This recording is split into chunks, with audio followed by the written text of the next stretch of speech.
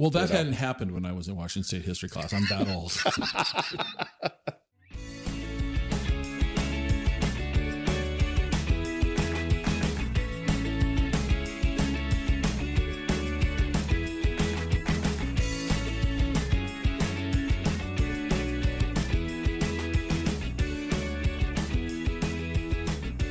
Welcome to the Exploring Washington State podcast. Here's your host, Scott Cowan. All right, welcome back to this episode of the Exploring Washington State podcast. My guest again is Troy Moss. Troy, welcome. Thank you, Scott. Just for context, folks, we're actually recording this one in person in an echoey room, so sound quality may be challenging. And for my engineer, he gets to work for this one. So Troy, we're talking history today, and I would love for you to share your background and why history is important to you. Absolutely. Well, history's been important to me since I was a little kid. My mom was always telling me stories. Family history. When we would travel, we'd do a lot of traveling. She would tell me stories about where we were at and things that happened. And it sparked my interest. And so I started reading a lot as a young kid. When I was in the first grade, I was reading adult books on the American Revolution, Civil War. And so I, ever since a little kid, I've always been really big into history. Well, and okay, so your mom kind of lit that spark. Yes. No, you weren't born in Washington. You moved here. How old were you when you moved to Washington? So I was born in Mobile, Alabama, moved up here. Gosh, I don't even think I was 1 year old. Oh, yeah. Okay. Moved back to Alabama. So it's been back and forth a few times. Okay. Yeah. And then you kind of as teenage years and all that into adulthood, Puyallup. Correct. Let's yeah. give you the context. I moved here in 1980. So I was in the ninth grade. Okay. One of the requirements of ninth grade here is Washington State history.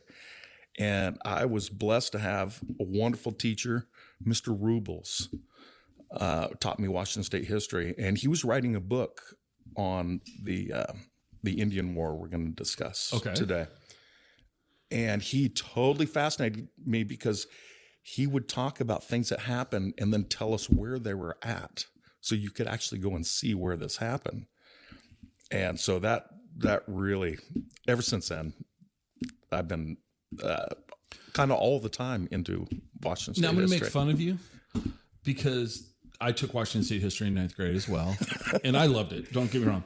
But most of the kids in class were like, oh, this is so boring. And they were just totally checked out. Like, none of this matters. And here you are geeking out over going to be able to see things that your teacher was instructing you. So, I get that. But be honest with me. Were most of the kids in your classroom kind of half asleep? And, I think every one of them but me. Yeah. See, that's kind of the way it works. Yeah. High school kids in history just like, oh, yeah. So after high school, you kept, you mentioned before we hit record that you're into old maps. Yes. How'd that happen? So I found an old map, 1889, and I can't even remember where I got this from. And it showed all the old original donation land claims. That's where the first American settlers settled at in the Puyallup Valley. I'm like, oh, wow. I didn't know that, and it's like right down the road from my house. Right. And so the old maps really became kind of a thing for me. I'm almost a map geek as much as I am a history geek. Probably more so, I think. Really? Yeah. So what do you do with your maps? Do you have one of those map? You've seen what I'm talking about? Those file cabinets for maps, like the thin drawers that lay them out flat. I don't know. I roll them up. Okay. Yeah. So they're a challenge. I have to put books on them to hold them flat and get out the magnifying glass. All right. Yeah. So what's the coolest map in the collection? Well, I have a copy, not an original, of a map that William Ptolemy made in 1853, showing the Hudson's Bay Company land holdings in the Puget Sound area. Okay. Hand drawn, not to scale. Wow. I spent, well over a year translating that map to a modern map that shows the roads and putting it to scale. Right. Yeah, that was fascinating. And is that what you guys used on your on your journey? Yes. Okay. Yes. And that was another episode. I can't remember what number it was. We'll link to it in the show notes because you're a repeat guest. Welcome back. Thank you. Did you ever watch the Saturday Night Live thing with the Five Timers Club where they get a robe and all that in the background? I have not seen that. Maybe we'll do that here. We'll have you back on. You'll be a part of the Five Timers Club. Well, it's good to be back, and it's kind of a very, very similar thing, really, because I'm into history, but I call myself a hands-on historian. Okay. I don't just want to read about it. I want to see it. I want to get my boots dirty. I want to go walk the lay of the land. So I do a lot of stuff. I'll find like an old road on a map. Cannot find it on any modern road. So I'll go out and walk the grounds and find these old roads. And you can still see stuff today. It's amazing. Yeah. Okay. Sometimes you can't. Sometimes you can. Depends on the development, what's been done. So one of the things you mentioned earlier was that there's a ton of history in the state. Yes. But in your opinion, and I agree, we haven't done the best at showcasing it, documenting it, preserving it. Correct. I agree with that. So where it really came clear is I was following the Lewis and Clark Trail. And in Idaho, we went over the border into Idaho, and Idaho had signs up all over the place. I mean, it seemed like every 2 miles there was a sign to pull over and read about the Lewis and Clark Trail. And they do an outstanding job. And then being from the South, there's signs all over the South saying, here's what happened on this date in the Civil War or whatever. Mm-hmm. The East Coast, same thing. And our history is a lot fresher over here. It's newer. And for some reason, maybe it's because of the quick growth, but it seems to be forgotten a little bit. Okay. What would you do if you could change that? If it was your power, I'm putting you on the spot. You have the power. What do you think would be a good first direction to go into? Well, I think a great example is the South Hill Historical Society put maps up in their region, South Hill only, mm-hmm. marking the old military road, which used to be the Natchez Trail that the natives used for mm-hmm. centuries, if not longer. And that's what I would do is mark places, historical places where things happen. Okay. Here in Eastern Washington, especially when I go up into Okanagan County, there's these signs on the side of the road, typically strung between two posts, painted like a reddish brown, and they use a router to carve in, and so it's got that state park sign look. Mm-hmm. And they'll say something, they're, a paragraph long of description. And there was one out of OMAC. I pulled over to read it, and what you're looking at is high tension power lines now. And it was just disheartening to me because it was trying to talk about something that happened like in the 1870s. And so you're looking at this meadow and there's high tension power lines going through it. And it's it's a little disappointing because it's hard to give it context when we put modern stuff through. So yeah, it sure is. But it sure is. Yeah, but it's better than nothing. So right? I use Google Maps a lot with my old maps. Okay, and that helps me correlate the two together. And so one thing I wish you could do, in Google Maps you can actually go back in time a little bit, mm-hmm. but wouldn't it be cool to be able to go back 200 years, 300 years? Yeah, that would be kind of frightening at times too, though. Well, before we get started on today's main topic, on a personal question. So you went to high school in Puyallup. You stayed in Puyallup all these years. Yes. Simple question, complex answer, right? Why? What about Puyallup why'd you stay? Puyallup really feels like home to me. The people, the natives, the people that grew up in Puyallup area are some of the nicest people I've ever met anywhere. Okay. So in all my travels, there's different cultures. People are different everywhere you go. Mm-hmm. And the culture in Puyallup in the early 80s, just some of the finest people I've ever met. Okay. Right. And still hang out with them to this day, and they're still fine people. I get a kick out of on your social media. You guys go to Cockrell's a lot, yes. And it seems like that's almost like an ongoing Puyallup High School reunion. It is. Yeah. Okay. Well, it is indeed. So we're going to talk about the Puget Sound Indian War of 1855 to 1856. You want to set the stage? Sure. So I have a question for you, Scott. Sure. Did you even know there was an Indian War in 1855, 1856? I did know that there was an Indian War, but I did not know the years. So you could have said 1843, and I would have gone, oh, okay. So in all transparency, I was not aware of the years. But yes, I am aware that we had conflict. Yeah, and I don't think a lot of people are, really. I think you have to learn at Washington State history, but that's probably about it. Well, that hadn't happened when I was in Washington State history class. I'm that old. So there's a lot of things that led up to this. So, of course, pre-contact, the Indians lived here for untold centuries, thousands of years. And they developed a culture, and I'm going to talk specifically the Puget Sound region. Okay. Eastern side of the mountains, totally different lifestyle, different culture. Mm-hmm. But the Puget Sound Indians really had kind of a good thing going on, in my opinion. So, and really, history is tricky because history is factual. It's things that actually happen. Mm-hmm. But there's different ways to look at it and different interpretations. Sometimes there is opinions to that. And so it skews it. And I try not to do that too much. But so they lived really... they had a pretty darn good lifestyle. They followed the seasons. So, for example, in the winter, they spent the time close to the salt water, the fish, the shellfish. And as the season would progress, they would move further in the mountains. And by the fall, they would be in the mountains picking berries up high on the mountain. And so they would kind of follow their food source. Okay. Yeah, and it was. I don't know if you've done any clamming or oysters, or you can just pick it up right off the ground. It's not that tough. I'm an indoors guy. I gotta be honest. Yeah, but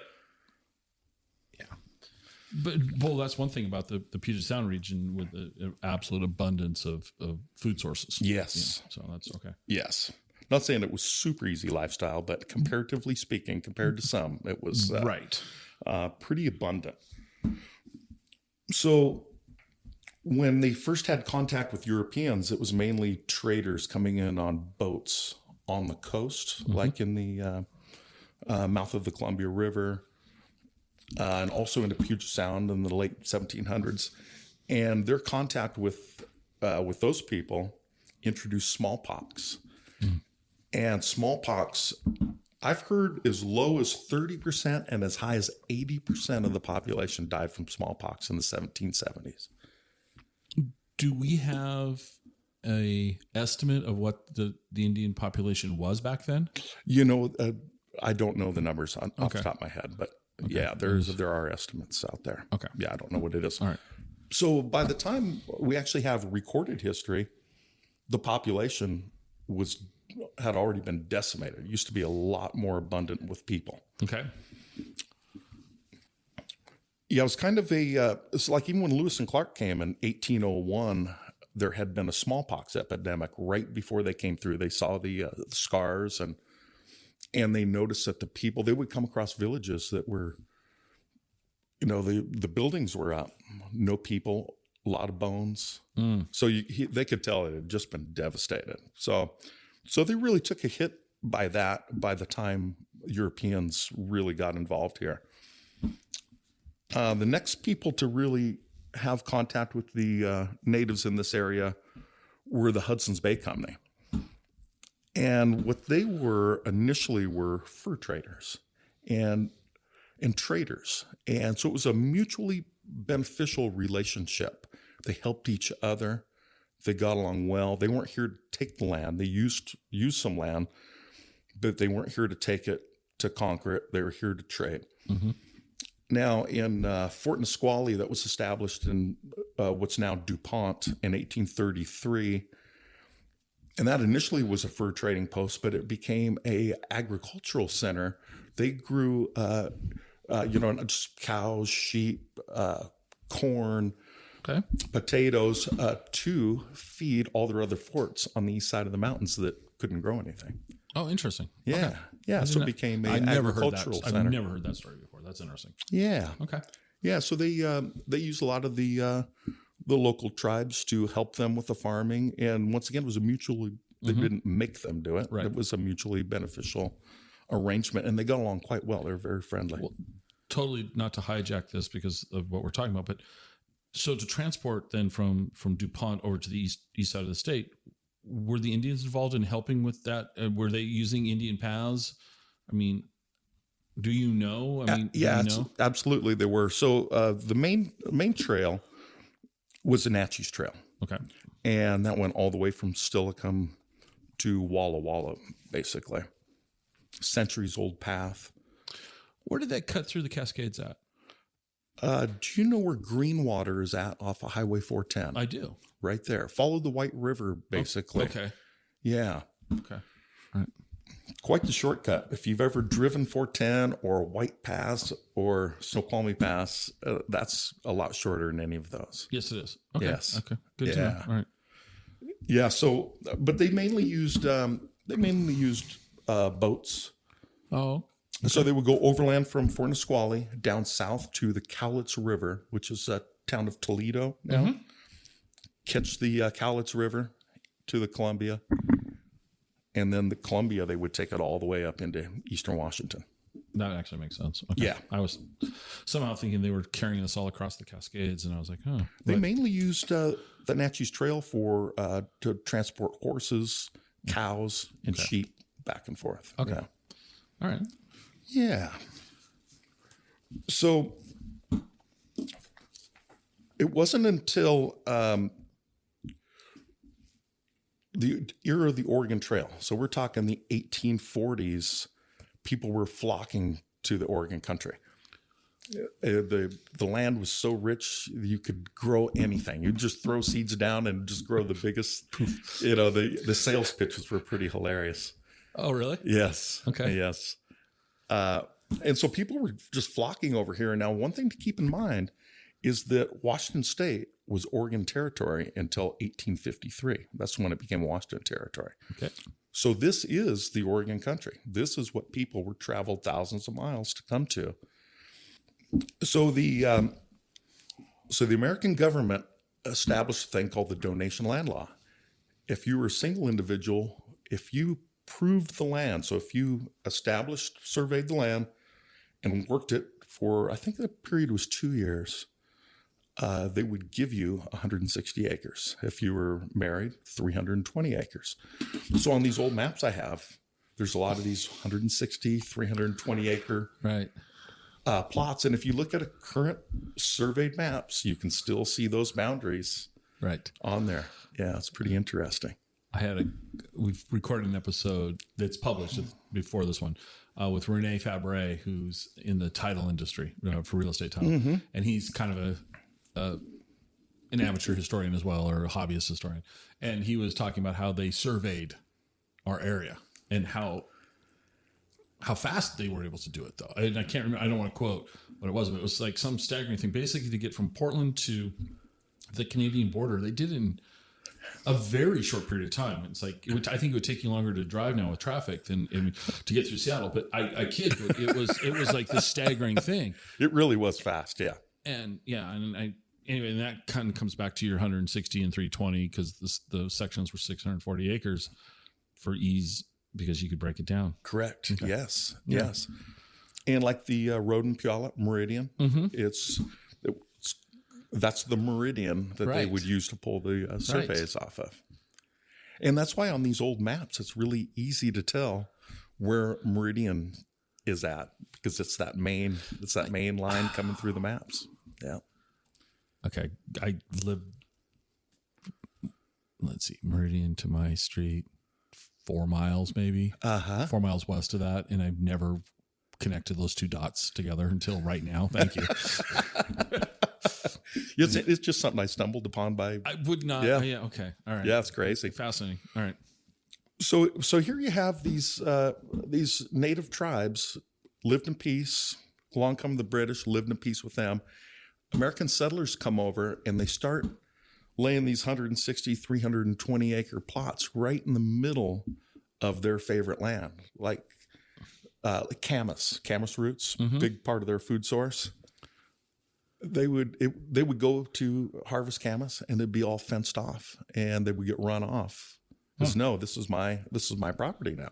Oh, and so that's where the animosity really started. The American settlers were flooding in. So what's the figures? The first families settled in the Tumwater area in 1845. Mm-hmm. And there was a handful. There's like 3 families. By 1853, there were 3,965 settlers in the Puget Sound region. Jeez. Yeah, so they came flooding in. So the conflict ended up to being, once Washington State became a territory, elected governor Isaac Stevens. His first mission was to establish treaties with the local tribes. Treaty's a pretty loose word. It was not a negotiation. It was, here's what you are going to do, and you need to sign it. Mm-hmm. So they met with the tribes. What's the date? It was in December 1854. Have you ever been I-5? Drop down from DuPont down there. It's the Nisqually, the Billy Frank Wildlife Reserve. Yes. Right there. There used to be an old tree. It fell down in a windstorm years ago, but you could always tell where the treaty was signed because that tree was still standing, not any longer. But I've been down. That's getting the boots dirty. I've been down there. It's not easy to get to. But Is there a marker there, though? There is not. No, there's a marker at a gas station about 2 miles away. Okay. Right. But to go to the actual spot, you're gonna get wet up to your knees, and oh geez. Okay. Yep, do some bushwhacking. Okay. But pretty interesting. It was a place where they held councils. The tribes did for years and years. It was one of their regular meeting places. So they meet to have this treaty, and we're talking the Puyallup tribe, the Nisqually tribe, Muckleshoot, Steilacoom, and some others whose names I can't even pronounce. There weren't. Troy, we were talking about Medicine Creek and the tribes that were there. Let's pick it up from there. All right. So Medicine Creek Treaty was Governor Stevens, who was the representative of the United States government, making a treaty with the Puyallup tribe, the Nisqually tribe, Muckleshoot, Squaxin, Steilacoom, and several others that I cannot pronounce. They were a little looser, less organized, shall we say, then than they are now. There were more bands that identified together, like live on the Nisqually River area or Nisqually, live in the Puyallup River area or Puyallup, but they're separate bands. Right. Okay. A great example. Have you ever heard of Chief Leschi before? So Leschi, he lived in a place called Michelle Prairie. Eatonville. You know Eatonville? So you're heading out to Eatonville on Highway 7. You go down, cross the Ohop Creek, climb the hill on the other side. First road you come to on the right is a Michelle Prairie Road. That is Leschi's old village. That's where he was born in 1808. Oh. Yeah. So that segues us right back to the Medicine Creek Treaty. He was there. He was not pleased with the arrangement that was getting kind of crammed down their throat. So it really wasn't. So what are the stats on this? So the treaty gave the United States 2.24 million acres of land in exchange for 3 1,200-acre reservations, cash payments. I want to say it was like $30,000 over a period of 20 years. Medical care and schools to be built for them. And they gave them, the land they gave them was absolute crap. One of the reservations, the Nisqually Reservation, was on the Nisqually Bluff, on the opposite side of the Nisqually Delta from DuPont, up on that hill. Trees, rocky soil, couldn't grow anything. And so they had, their way of life was about fishing, clams, oysters at the saltwater level, the fish, berries, hunting up the rivers, and up high into the mountains with the berries as well. So the reservation system really, it was almost more like a concentration camp. They could not survive. They were starving to death. One of the food sources that the government gave them was molasses. Yeah, could you imagine living on molasses? No, no. Yeah, I'd be pretty pissed off too. Right. Yeah. So needless to say, they weren't very happy. Took them a long time for things to get hostile. I'm going to disagree with you. 10 months is not a long time. Think about that. I mean, this was signed at the end of December, and then less than a year later, hostilities break out. I mean, I think it's safe to say that they realized they were sold a bill of goods. And so I think they realized immediately. Yeah. So I don't know if we caught the part where it was done in where the treaty was explained to them in the Chinook jargon in lieu of their own language. So they really didn't have an understanding of what the heck was going on. I'm surprised it took 10 months for them to get that angry. Yeah. Okay. Do you know, one of the things, do you know where the 3 reservations, other than the one you mentioned there, do you know where the other 2 were? I don't know exactly off the top of my head. Okay. Puyallup. Okay. Now I know the Muckleshoot reservation didn't happen until after the Indian War. Okay. So one thing interesting to note, like the size of the Yakima reservation, the Indians that fought ended up with larger reservations. So the reservations these tribes got, the size after the war was much greater than what they were given before the war. The reservation's huge. Colville's huge as well. Okay. And originally they were very small as well. Okay. Yeah. Okay.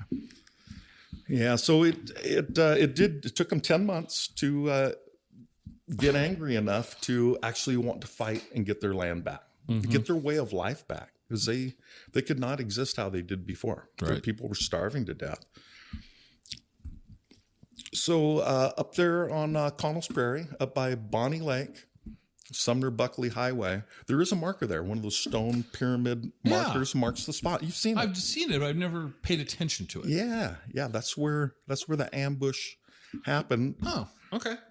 So we had troops going from the west side to help soldiers that were getting beat up by the Yakimas on the east side, had gone over, and there were a couple following them. It's kind of a mixed report whether they were hunting Leschi, Chief Leschi, or going over with a message for those other soldiers. But anyways, they got ambushed and killed. That was the start of the hostilities, the very first casualties, October 27th, 1855.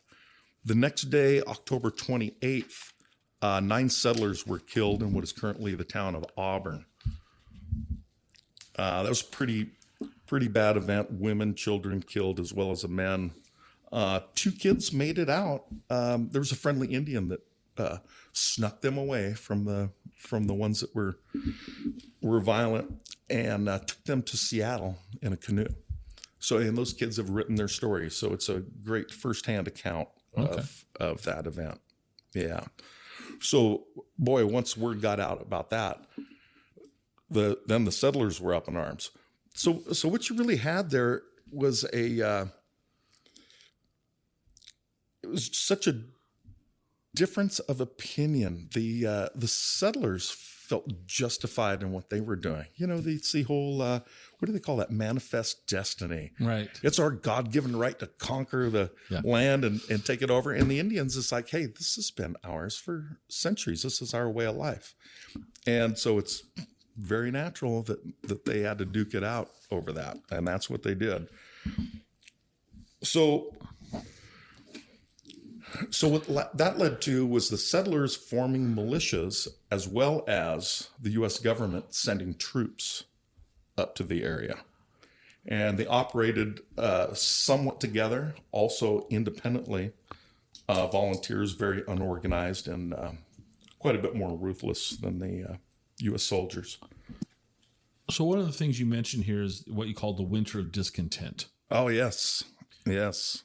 And you say, in these are your notes that you shared with me. So we've got, the tribes struggle with their food and supplies, which we kind of talked about. They were given, Their access to water was taken from them. They were given rocky soil, so they're in molasses. Right. But you mentioned they go into hiding in the mountains. Correct. Do you know kind of where? The Green River Gorge is where Leschi was hiding at that winter. Okay. Yes. Okay. So what the volunteers in the U.S. Army did is they built a series of blockhouses throughout the region along the Natchez Trail, along the main courses of travel, and stockpiled. They had supplies, ammo, food, so they were well outfitted. And meanwhile, the Indians, wintertime, normally they're hanging loose closer to salt water, and they're forced into the mountains. And so again, no food source. Really they're struggling. They're struggling. Yeah. Yes, pretty interesting. Centralia. You've been down to Centralia? I have. Have you seen Fort Borst? I have not. It's a blockhouse. You can see it from I-5. It's one of the few existing blockhouses built in 1855. Really? Yeah, you can see it right off I-5. There was one built in Tukwila, Fort Dent. Okay. Camp Montgomery in Spanaway, right on the military road. Yeah. And there's a stone marker there. Right. Yeah. Okay. Yep. And then another one where there's a stone marker is Fort Maloney in Puyallup. It's right where where Meridian crosses the Puyallup River when you're heading north away from town. Yes. Yep, there was a blockhouse right there. That was a main crossing. Kind of like where the O'Farrell's was? Yeah, right across the river from there. Okay. Right across the river from there. The roller rink? Sorry. So yeah, the tribes really struggled with food supplies, and we're in hiding, and they ended up Leschi and a lot of his people crossed the mountains. And gosh, I want to say it was March. Talk about difficult. I was driving over here today, and there's a lot of snow, and I couldn't imagine trying to cross the mountains in March. But to seek help from the Yakimas were in their own predicament, and I'm not. I hear there's so many different stories you read. So what I like to do is read personal accounts or people that were there tell their story. And then you read another one and they can contradict each other. So sometimes you don't know what's exactly right. It comes down to opinion and observation, I guess. Right. But so whether the Yakimas turned him away or were unable to help him, either way, he did not stay there. He came back and basically surrendered. Okay. Surrendered himself. Yeah. Yeah. And so he was captured in November of 1856. That's correct. Yeah. So really there was no the last battle was in March 10th, 1856 at Connell's Prairie again, where it started. It ended there as well. But there was no line in the sand, this is the end, right? It just kind of petered out. The Indians went into hiding, and it just kind of, there's just little small events happening here and there. But it was when Leschi was captured. For some reason, Leschi, he was like the only name printed in the newspapers of the time. And even he was a great man. He was a wonderful man, a great leader of his people, a protector of his people. He was actually respected by the settlers, by the Hudson's Bay Company. He was a very prosperous man, had many horses, cattle. He farmed. But for some reason during the war, he got all the brunt of it. And he actually went on trial for murder after he was captured in November and thrown in jail. So remember earlier I mentioned that there's the volunteers, which are settlers basically, U.S. government, and when Leschi was captured, totally at odds with each other over that.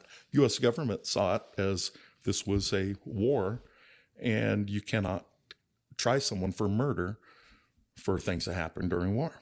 So they wanted to exonerate him, let him loose. settlers were determined to try him, convict him, and hang him, and that's what happened. Okay. Yeah, that's an uplifting story. Huh? Yeah, thanks.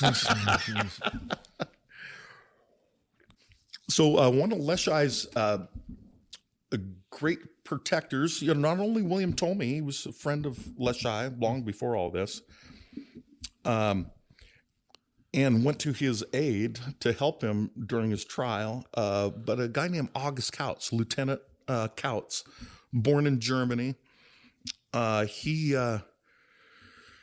went to West Point and was sent up here because of the Indian War, but he became friends with Leshai when he was in captivity.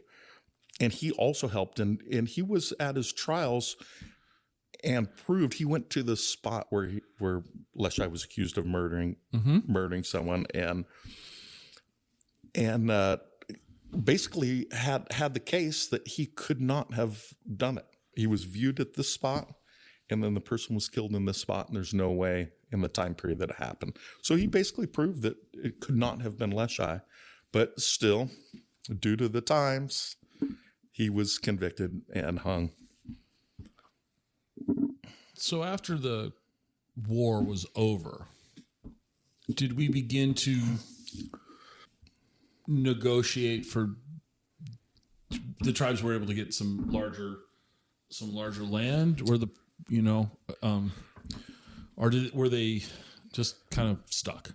No, they were. So it's called the Council of Fox Island.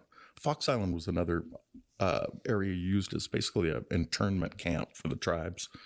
But that's where Governor Stevens met with the tribes, gave them land in the Nisqually Bottom, which is the current Nisqually Reservation, Puyallup, which is the current Puyallup Reservation, though at that time it went from Commencement Bay all the way up to the border of what is now the city of Puyallup. So it's gotten smaller due to private sale, but and then also that's when the Muckleshoot Reservation was established as well, up above Auburn there.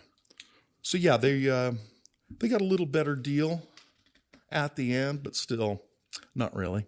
You know what I mean? Yeah, it's quite sad. Quite sad tale. This wasn't on your notes.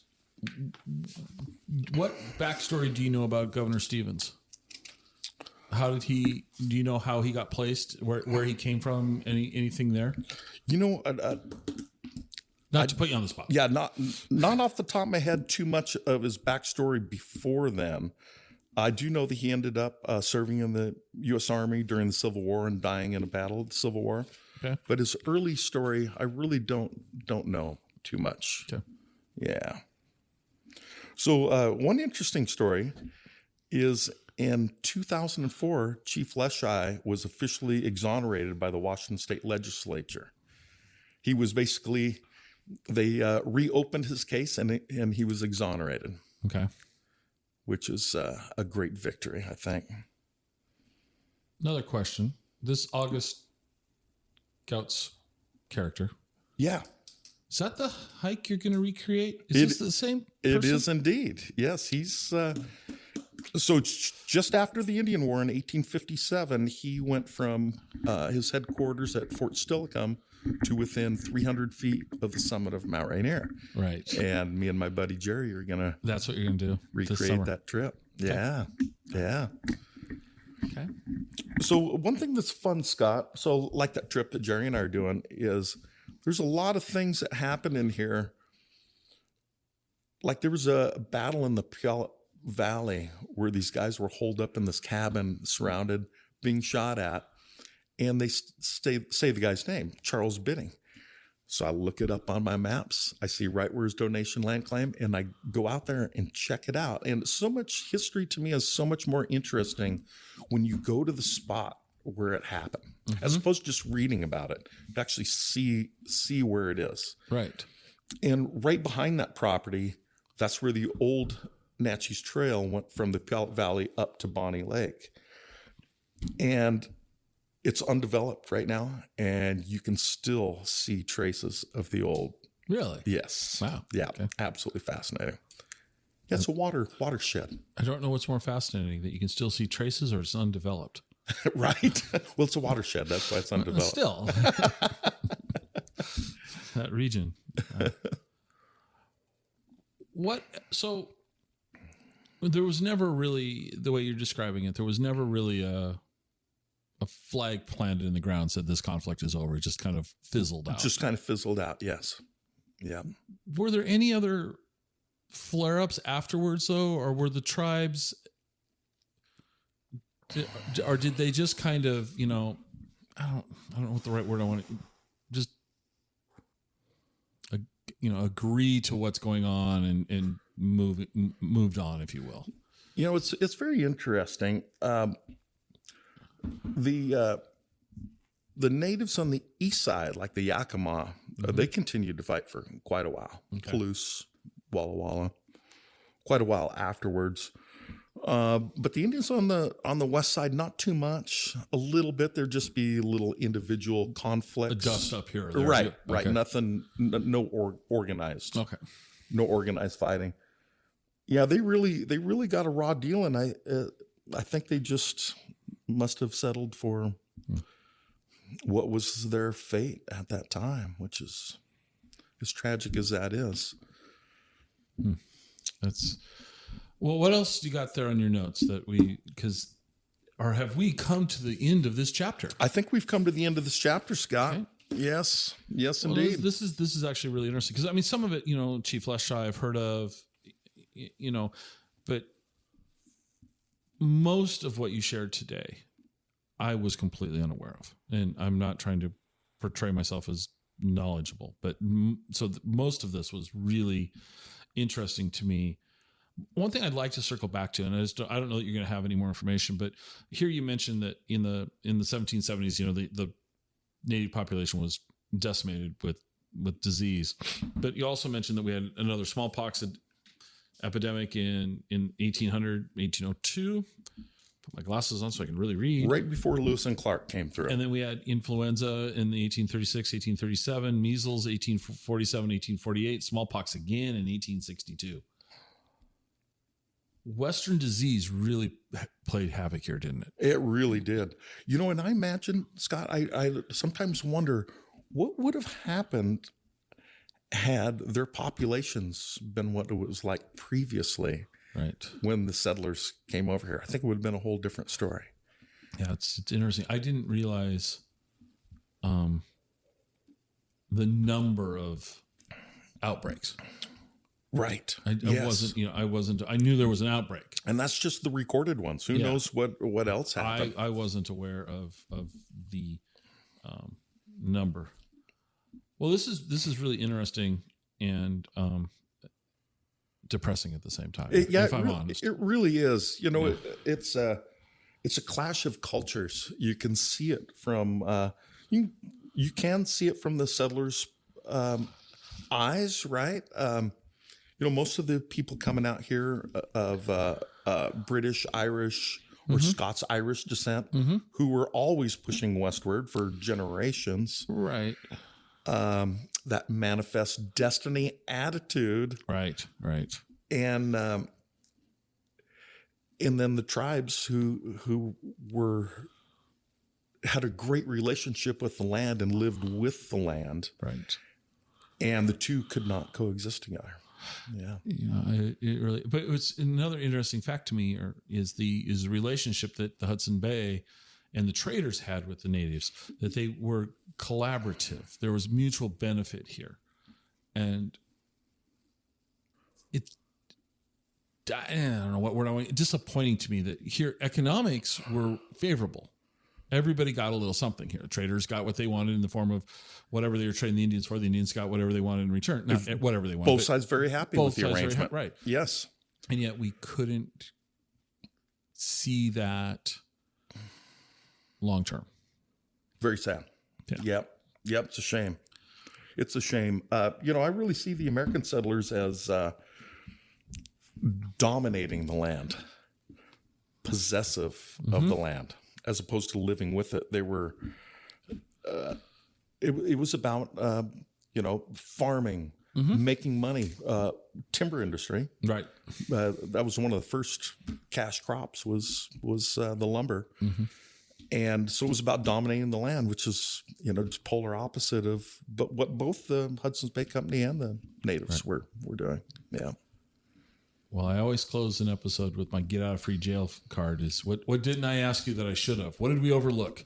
Oh, geez. I think we covered a lot. It's so vast. We glazed over a lot of things. But we wanted to talk about the Puget Sound War of the 1855-56. Put you on the spot. What are we going to talk about next time? So, hand in hand with what happened in the Puget Sound area was also wars on the east side of the state. Okay. The Yakima, Walla Walla, Palouse tribes. Okay. Considerably more warlike, and they really gave it to them. And a lot more happened on the east side, honestly. Okay. Battle wise. Okay. You mentioned someone named Steptoe earlier. There's a guy named Steptoe that had a battle with the Indians. Steptoe Butte. You ever heard of Steptoe Butte? Yes. We'll unpack that a little bit in our next episode. That sounds great. We'll look forward to it. Thanks, Troy. Thank you.